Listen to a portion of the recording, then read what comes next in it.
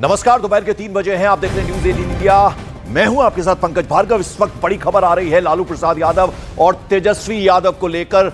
दोनों को ही कोर्ट में पेश होने का आदेश जारी किया गया है। आपको बता दें, सीबीआई की विशेष अदालत में 13 अक्टूबर को सुनवाई होनी है और इसके लिए दोनों पिता पुत्र को यानी लालू प्रसाद यादव और तेजस्वी यादव को कोर्ट में पेश होने के लिए सीबीआई की विशेष अदालत की तरफ से कहा गया है। आपको बता दें कि यह जमीन के बदले नौकरी देने वाला मामला, उसी के तहत इन दोनों को अब इस पर सुनवाई पूरी हो चुकी है। नौकरी के बदले जमीन घोटाले का जो आरोप था उस पर सुनवाई पूरी हो चुकी है। 13 अक्टूबर को वर्डिक्ट आएगा, फैसला आएगा और इस पर दोनों को कोर्ट में पेश होने के लिए कहा गया। शंकर आनंद मेरे सहयोगी इस खबर पर हमारे साथ। शंकर, क्या अपडेट? पंकज जी, इस वक्त की बेहद महत्वपूर्ण खबर कही जा सकती है और इस खबर के बाद निश्चित तौर पे बिहार में जो राजनीतिक पारा है वो काफी गर्माता हुआ नजर आ रहा है, क्योंकि सुप्रीम जिस तरह से इस मामले पर केंद्रीय जांच एजेंसी सीबीआई के द्वारा इस पूरे मामले की पड़ताल की गई, कोर्ट के सामने तमाम साक्ष्य रखे गए, अब फैसला आ गया है इस मामले पर जजमेंट सुनाने का। तो कोर्ट के द्वारा इस मामले पर 13 अक्टूबर की तारीख मुकर्रर की गई है और उस दिन उन तमाम आरोपियों को कोर्ट के अंदर में पेश होने का निर्देश दिया गया है। और आरोपियों की अगर फहरिस्त की बात करें तो आरोपियों की फहरिस्त में तेजस्वी यादव, लालू प्रसाद यादव, राबड़ी देवी और इसके साथ साथ कई अन्य आरोपी हैं। तो उन तमाम आरोपियों को कोर्ट के सामने पेश होना होगा और अगर उस दिन उनके फेवर में अगर फैसला नहीं होता है, उनके पक्ष में अगर फैसला नहीं होता है, तो निश्चित तौर पर इस वक्त कहा जा सकता है बिहार की जो राजनीतिक पारा है वो और काफी ज्यादा गर्माता हुआ नजर आएगा। और जो चुनावी माहौल है उस चुनावी माहौल में इस बात को भी लेकर चर्चाएं जो है शुरू हो सकती है। एक तरह से कहा जा सकता है कि इस मामले को लेकर पूरे बिहार की नजर बनी हुई है, क्योंकि इस पूरे केस में लालू प्रसाद यादव, तेजस्वी यादव, राबड़ी देवी और उनके परिवार के कई सदस्यों का नाम आरोपी के तौर पर नामजद है। तो एक तरह से कहा जा सकता है इस बात को लेकर चर्चाएं पहले से शुरू हो रही थी कि अगर कोर्ट के द्वारा इस मामले पे जो फैसला जो सुनाया जाता है तो किस तरह से लोग जो है इस पूरे नजरिए को देखेंगे, किस तरह से एक रुझान बनेगा और कहीं न कहीं इसका असर वहाँ के विधानसभा चुनाव पे पड़ेगा या नहीं पड़ेगा वो देखना लाजमी होगा। जी, बहुत बहुत शुक्रिया इस अपडेट, इस जानकारी के लिए शंकर आनंद। तो बता दें आपको, लालू प्रसाद यादव, तेजस्वी यादव दोनों को 13 अक्टूबर को सीबीआई की अदालत में पेश होना है। सुनवाई पूरी हो चुकी है, फैसला आना बाकी और ऐसे में विधानसभा चुनाव साल के अंत में होने हैं और इसको लेकर अब सियासी पारा गर्म होगा। जाहिर बात है दोनों पिता पुत्र को अब अदालत में पेश होना है और इसको एक तरह से मुद्दा बनाया जाएगा। और ये आपको बता दें, ये पूरा मामला लैंड फॉर जॉब स्कैम जो था, जिसपे अब फैसला आना बाकी है 13 अक्टूबर को। और ये हम आपको बता रहे कि कौन कौन लोग इस पूरे स्कैम में शामिल थे, उनकी तस्वीरों के जरिए हम आपको दिखाने की कोशिश कर रहे हैं। इसमें लालू यादव, राबड़ी देवी, उनकी पत्नी हेमा यादव, उसके अलावा मीसा भारती, तेजस्वी यादव, ये सभी आरोपी हैं और इस पर सुनवाई पूरी हो चुकी है। एक लंबा दौर सुनवाई का चला था, अब फैसला आना बाकी है। 13 अक्टूबर को फैसला आना है और इनको अब पेश होना है। और ये क्या है लैंड फॉर जॉब स्कैम? 2004 से 2009 के बीच जब लालू रेल मंत्री थे, उस वक्त जमीन के बदले नौकरियां यानी बिना विज्ञापन के रेल भर्तियां की गई थी। तो ये पूरा का पूरा स्कैम है। नौकरी के बदले रिश्वत में जमीन लेने के आरोप जो थे वो इन पर लगे थे और इसमें हमने आपको बताया कि 4 करोड़ की जमीनें 26 लाख में हथियाई गई, यानी इन पर कब्जा किया गया, ये आरोप थे। और फर्जी कंपनियों के जरिए घोटाले के पैसों का बाकायदा उसकी इन्वेस्टमेंट की गई थी, उनका निवेश किया गया था और ये पूरा का पूरा स्कैम है। इसमें सुनवाई पूरी हो चुकी है, 13 अक्टूबर को फैसला आना है और ऐसे में अदालत की तरफ से यह सख्त आदेश है कि दोनों पिता पुत्र यानी लालू प्रसाद यादव और तेजस्वी यादव को अदालत में पेश होना होगा। तो कहीं ना कहीं मुश्किलें बढ़ सकती हैं और ऐसे में चूंकि चुनाव है विधानसभा के साल के आखिर में, तो उसको देखा जाए तो उस नजरिए से भी काफी मुश्किल में आरजेडी पड़ सकती है। और ये पूरा का पूरा जो स्कैम है, आपको बता दें 2004 से 2009 के बीच जब लालू प्रसाद यादव रेल मंत्री थे और यूपीए की उस वक्त सरकार थी, उस वक्त ये रेल भर्तियां की गई थी, यानी जॉब के बदले रिश्वत में जमीन लेने का आरोप लगा था। 4 करोड़ की जमीनें 26 लाख में हथियाई गई थी। फर्जी कंपनियों के जरिए घोटाले का जो पैसा था उसको बाकायदा इन्वेस्ट किया गया था। तो ये पूरा का पूरा लैंड फॉर जॉब स्कैम था जिसमें मुश्किल में पड़ा था लालू प्रसाद यादव का परिवार। अब इस पर फैसला आना है। और अब एक अंतर्राष्ट्रीय खबर आपको बता दें, ताइवान में तूफान नागासा ने भारी तबाही मचाई है। तूफान की वजह से बैरियर झील में उफान आ गया है। झील में बना जो बांध है वो टूटकर भरभरा कर गिर गया। इस हादसे में 24 लोगों की मौत हो चुकी है जो जानकारी मिल रही है और 124 लोग मिसिंग बताए जा रहे हैं। जो इंफॉर्मेशन आ रही है उसके मुताबिक तूफान के चलते लोगों ने इलाके से अब पलायन तक शुरू कर दिया। आप अंदाजा लगाइए कितना भयावह ये तूफान है। कई इलाकों में अलर्ट है, साथ ही साथ तमाम जो स्कूल है, ऑफिसेज है, उन्हें बंद करने की डायरेक्शंस दे दिए गए हैं। और ये कितनी तबाही मचा रहा है रागासा का ये जो तांडव है, आप देख सकते हैं होटल के अंदर पानी घुस गया और सब कुछ जो सामान था पूरी तरह से बर्बाद हो गया है। ये बता दें इतना भीषण ये तूफान है कि 124 लोग मिसिंग हैं, 24 लोग डेड बताए जा रहे हैं, यानी 24 लोगों की मौत हो गई। देखिए होटल में किस तरह से अचानक से एक साथ पानी आ गया और फिर उसके रास्ते में जो कुछ आया वो सब बहता चला गया। लोग देखिए आप पानी में बहते हुए नजर आ रहे हैं। आप देखिए कितनी जबरदस्त तरीके से ये सब कुछ तोड़कर दरवाजा, भयावह डरावनी ये तस्वीरें हैं चीन के ताइवान से ही आ रही हैं। ताइवान में तूफान रागासा ने तांडव मचा दिया है, भीषण तबाही है। 124 लोग मिसिंग बताए जा रहे हैं और 24 लोगों की मौत की खबर। ये देखिए उस वक्त अफरा तफरी का माहौल, साइकिलें सब टूटी पड़ी हैं, पेड़ वेड़ तक उखड़ गए हैं। आप देखिए दौड़ते भागते लोग, अफरा तफरी का माहौल। ताइवान की तस्वीरें हम आपको दिखा रहे हैं, डरावनी ये तस्वीरें हैं। अब वो जो मौत का नंबर है वो 14 तक पहुंच गया, जो जानकारी मिल रही है, और 124 लोग मिसिंग बताए जा रहे हैं और सैकड़ों पेड़ टूट गए हैं। भीषण तबाही, एक होटल के अंदर पानी घुस गया और सब कुछ उस होटल में बर्बाद कर दिया। तो आप देख रहे हैं किस तरह से ऊंची ऊंची उठती लहरें नजर आ रही हैं और इसके रास्ते में इतना तेज वेग से जब पानी आता है तो कैसी तबाही होती है वो आप इन चीख पुकार लोगों की सुन सकते हैं। ये रागासा तूफान है जिसने भयानक तबाही मचाई है। ताइवान की तस्वीरें हम आपको दिखा रहे हैं, ऊंची ऊंची उठती लहरें और इसके बाद जो तबाही हुई है। 124 लोग मिसिंग हैं, लापता हैं और अब 14 लोगों के मारे जाने की खबर है। आपको बता दें कि किस तरह से ये जो आसमानी आफत है उसने क्या कहर बरपाया। देखिए जगह जगह पेड़ों की टहनियां टूटी हुई, झूलते हुए पेड़, गिरे हुए पेड़ नजर आ रहे हैं। एक होटल में पूरी तरह से उस होटल को बर्बाद कर दिया, यानी दरवाजे से अंदर एक साथ बहता हुआ पानी आया और फिर उसके रास्ते में जो कुछ आया उसे अपने साथ वो बहाता हुआ ले गया। 220 किलोमीटर प्रति घंटे की रफ्तार से वहाँ तेज हवाएं चल रही हैं, तो आप समझ सकते हैं किस कदर तांडव इस रागासा तूफान ने मचाया है। और उसका सबसे ज्यादा प्रभाव दक्षिण ताइवान तक इसका असर पड़ा है।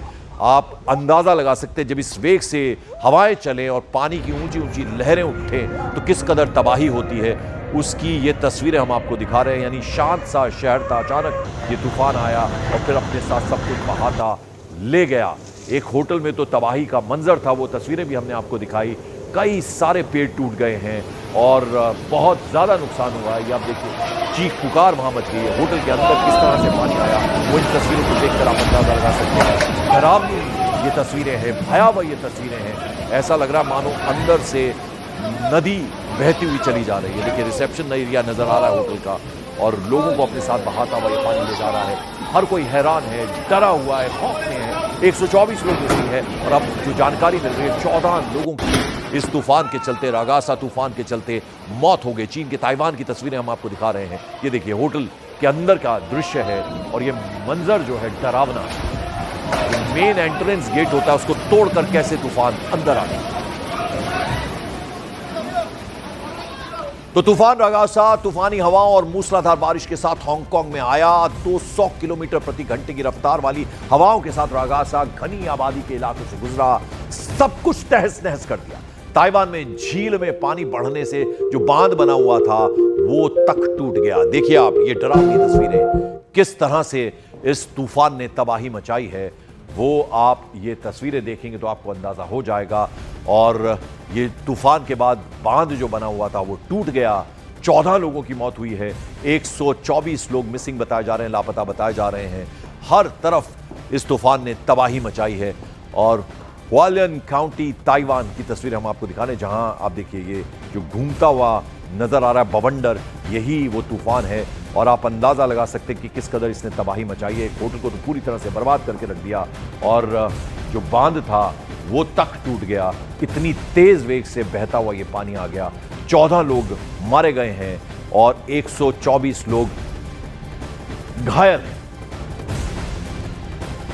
तो ताइवान के हुआलियन काउंटी में तूफान के बाद बड़ी तबाही नजर आ रही है। तूफान की रफ्तार में गाड़ियां उड़ गई, कई घरों को नुकसान पहुंचा। प्रभावित इलाकों से लोगों को दूसरी जगह शिफ्ट किया जा रहा है, यानी अब पलायन करने को लोग मजबूर हैं। ऐसे में डरावना जब माहौल हो तो कौन रहना चाहेगा इस जगह पर। आप देखिए सड़कें उस पानी दरिया की तरह दिख रही हैं, कारें बहती हुई चली जा रही हैं और ये सब कुछ हो रहा है हुआलिन प्रांत है ताइवान का, जहां आप देखिए तबाही का मंजर है। अब जरा थाईलैंड की बात करें। बैंकॉक के वजीरा हॉस्पिटल के पास एक बड़ा सिंकहोल हो गया। अचानक से जमीन में एक बड़ा सा गड्ढा हो गया। देखिए आप, आसपास मौजूद गाड़ियां उसमें समा गई। ये देखिए कितना डरावना है ये मंजर। ये तस्वीर सोशल मीडिया पर जमकर वायरल हो रही है। खौफ से भर देने वाली, डरा देने वाली इस तस्वीर को देखकर हर कोई हैरान है, परेशान है। ये देखिए सड़क थी, ट्रैफिक गुजर रहा था और अचानक से ये देखिए आप, ये जमीन धंसती है और इतना बड़ा गड्ढा, खंबे बिजली के टूट के गिर जाते हैं, उस गड्ढे में समा जाते हैं, गाड़ियां समा जाती हैं। ये देखिए बैक कर रहा है एक शख्स गाड़ी। कितना डरावना ये मंजर है, आप अंदाजा लगाइए किस तरह से बड़ा सा सिंक होल बन गया। तो बैरियर झील, इसका बांध टूटा, 220 किलोमीटर प्रति घंटे की रफ्तार से हवाएं चली हैं। 3 लाख से ज्यादा लोगों का अभी तक फिलहाल रेस्क्यू किया गया, जो इंफॉर्मेशन आ रही है। तमाम स्कूल हैं, कॉलेजेस हैं, ऑफिसेज हैं, वो छुट्टी कर दी गई है। वहां 600 फ्लाइट्स उन्हें कैंसिल कर दिया गया है। 100 से ज्यादा ट्रेनें स्थगित कर दी गई हैं। यह है इस तूफान का असर। सुपर टाइफून रगासा ने हांगकांग, ताइवान, चीन में भारी तबाही मचाई है। 205 किलोमीटर प्रति घंटे की रफ्तार वाली हवाएं, हांगकांग और फिलीपींस में जानमाल का भारी नुकसान हुआ है। तूफान के अलर्ट के चलते चीन ने लाखों लोगों को सेफ जगहों पर पहुंचाया है। कई शहरों में तो स्कूल, कॉलेजेस बंद कर दिए गए हैं। ये आप देखिए किस तरह से ताइवान से लेकर हांगकांग तक रागासा तूफान ने तबाही मचाई है। उसकी तस्वीरें हम आपको टेलीविजन स्क्रीन पर आप इस वक्त देख रहे हैं। बहता हुआ तेज रफ्तार के साथ पानी पूरे वेग के साथ, और उसके रास्ते में जो कुछ आ रहा है उसको वो मिटाता हुआ चला जा रहा है। और इधर कोलकाता की बात करें तो पिछले 36 घंटों से लगातार बारिश जारी। हालात को देखते हुए ममता सरकार ने जो गवर्नमेंट स्कूल्स हैं, कॉलेजेस हैं, दुर्गा पूजा से पहले ही वहां छुट्टियां घोषित कर दी हैं। कोलकाता समेत आसपास के जो तमाम इलाके हैं वहां बारिश के बाद सड़कों पर पानी भर गया है और इसके चलते लोगों को अच्छी खासी परेशानी हो रही है। जलभराव की वजह से गाड़ियों की रफ्तार धीमी हो गई है, थम गई है लगभग। बारिश की वजह से पश्चिम बंगाल में पिछले 36 घंटे में 10 लोगों की दुखद मौत हुई है। आप अंदाजा लगा लीजिए।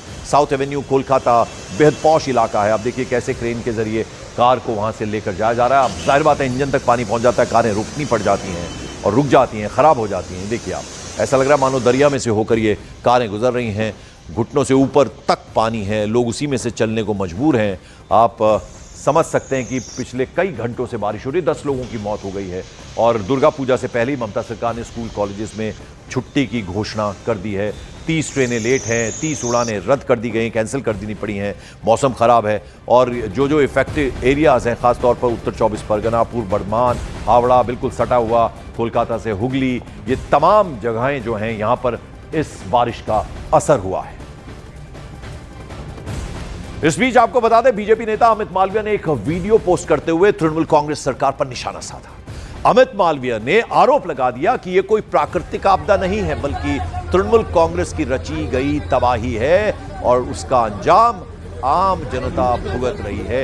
यह वीडियो जारी किया गया है बीजेपी नेता अमित मालवीय की तरफ से। उन्होंने कहा कि कोई ये प्राकृतिक आपदा नहीं है, बल्कि इसके लिए तृणमूल कांग्रेस की सरकार जिम्मेदार है और अंजाम जो है वो आम जनता भुगत रही है। बाकायदा इसका एक वीडियो जारी किया है अमित मालवीय ने। और अब जरा रुक करें महाराष्ट्र का। यहां नासिक में गोदावरी नदी के उफान पर आ जाने से लोगों की परेशानी बढ़ गई। नदी का पानी निचले इलाकों में, घाट किनारे बने कई मंदिर, ये देखिए आप, घरों में पानी भर गया है, मंदिरों में पानी भर गया है। लोगों से नदी के करीब ना जाने की अपील एडमिनिस्ट्रेशन की तरफ से की जा रही है। देखिए आप, गोदावरी नदी पूरी तरह से उफान पर है, मंदिर सारे डूबे हुए नजर आ रहे हैं। देखिए हनुमान जी की प्रतिमा, काफी ऊपर तक पानी आ गया है।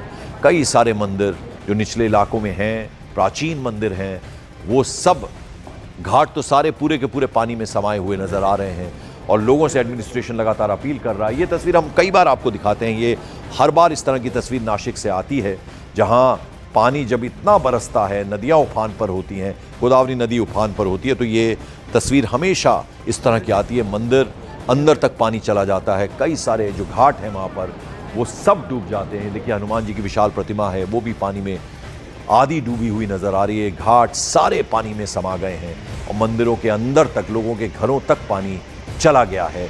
ये आप अंदाजा लगा सकते हैं कि किस तरह से इस नदी के उफान पर आ जाने से लोगों की परेशानियां बढ़ गई हैं। एडमिनिस्ट्रेशन की तरफ से साफ कह दिया गया है कि आप नदी के करीब तो बिल्कुल ना जाएं।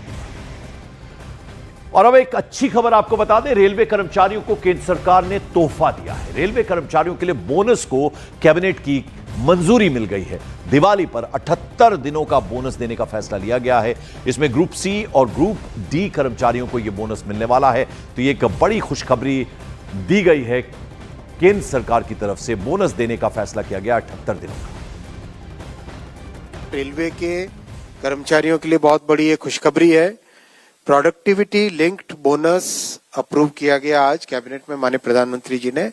78 डेज का 1866 करोड़ रुपीस का बोनस रेलवे के सभी कर्मचारियों को दिया जाएगा। करीब 10,90,000 कर्मचारी हैं जिनको इसका बेनिफिट मिलेगा। 10,90,000 कर्मचारियों को इसका बेनिफिट मिलेगा रेलवे।